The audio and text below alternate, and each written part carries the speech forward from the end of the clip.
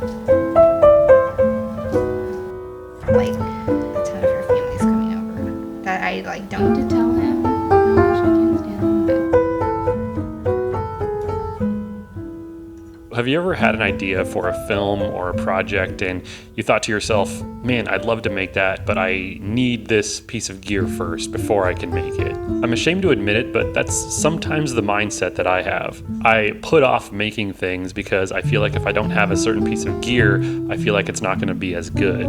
But recently my mindset has shifted a little, and I think what's worse than something not being perfect is just not making it at all. So today I wanted to talk a little bit about a micro documentary that I made with my friend Michaela with just the gear that I had on hand.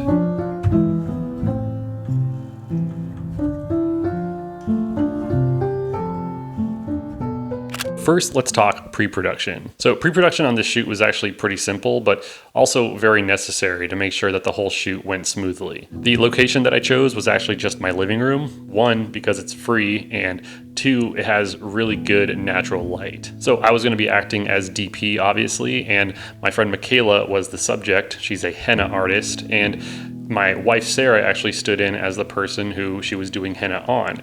And my wife also acted as the interviewer during the interview section, asking the questions to Michaela, which made it a lot easier on me because I could just focus on my lighting and the audio. But other than that, I just used my Lumos app to make sure that the sun wasn't going to cause a lot of inconsistent lighting, and we just chose a time of day that would work well for filming in the living room, and that was basically all the pre-production that I needed to do. So now let's talk gear. And gear is the one thing that I feel like a lot of us, including myself, get really hung up on.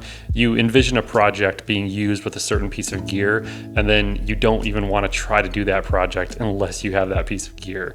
And that's definitely a mindset that I tried to just let go of for this shoot. So the gear I used was, again, gear that I already have, and it was pretty basic, and a lot of it was actually kind of inexpensive. So for the camera, I used my Lumix S5IIX, and I shot in 6K open gate, which I know is probably a total overkill for what I was doing, but I wanted the option to crop for vertical so I could give some social media friendly videos for Michaela to use. So for the lens, I used the Sigma 28-70, and this is a contemporary lens. And one thing that I really like about this lens is just how small it is. One of my biggest concerns when switching over to full frame cameras was how big the lenses were going to be. And these Sigma contemporary lenses are nice and small. They make me a lot more willing to just, take this camera out with me because the lenses aren't going to be weighing me down so much. So I really like this 28-70, and it's a great focal range to use. To control my light, I used the 7 Artisans Variable ND.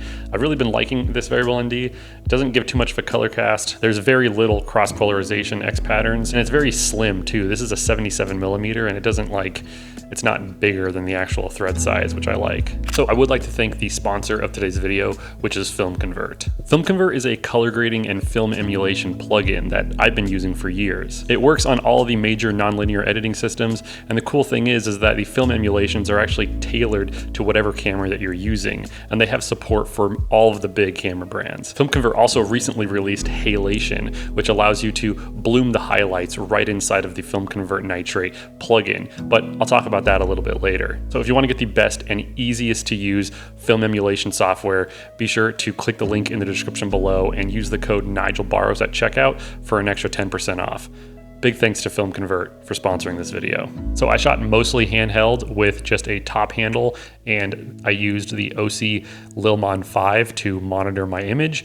And this is a great little setup for shooting handheld. I also did a couple of slider moves with the little YC Onion chocolate slider. This is a pretty inexpensive slider. I've talked about it before, but yeah, I just mounted this on my tripod and got some nice push-ins and some slides left to right. So this worked really well. And the nice thing is that the S5IIX is still a small enough camera that you can put it on small little sliders like this. So as far as lighting goes, I just hung up some shears in front of my front window, and I actually doubled it up. So I put 2 sets of shears just to really soften that light coming in through the window. And then I used this really inexpensive 2x2 flag just to add some negative fill where I needed it. And that was basically all I needed for shooting the actual henna art portion of the video. When it came to the actual interview portion, I did light that. So I took my Godox ML60 with my Photek soft lighter, which is my go-to lighting setup, and I set that on the far side of the camera, and that was providing a key light for Michaela's face.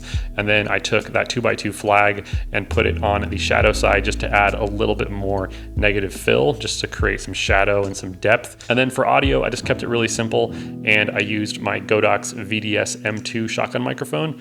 I actually like how this sounds. It's not perfect. I would have rather had a condenser microphone, but again, that's the thing. I wasn't gonna wait until I had the perfect microphone for this project.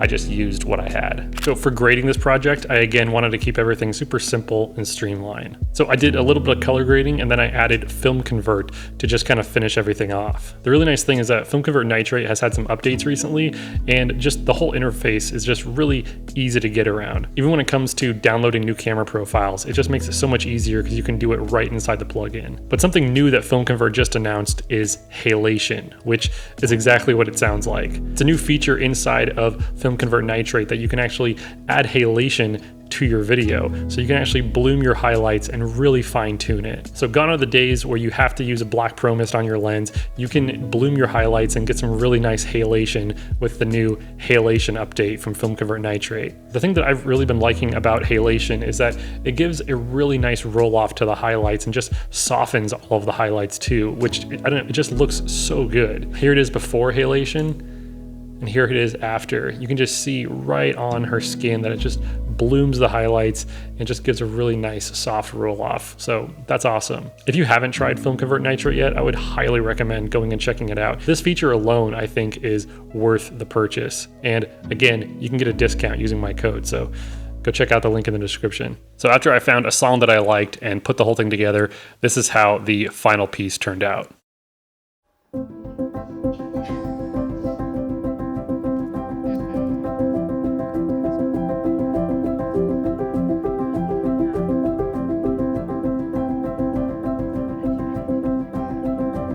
I was 8 or 9, and my dad brought home a henna kit from an Indian grocery store, and I started to practice with that. And then by the time I was in high school, I had gotten good at designs.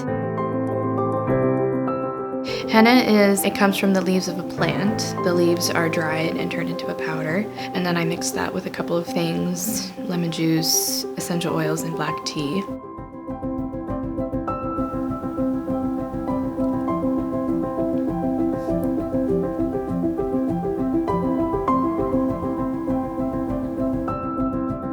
My name is Michaela Anderson, and I am a local henna artist in Portland, Oregon.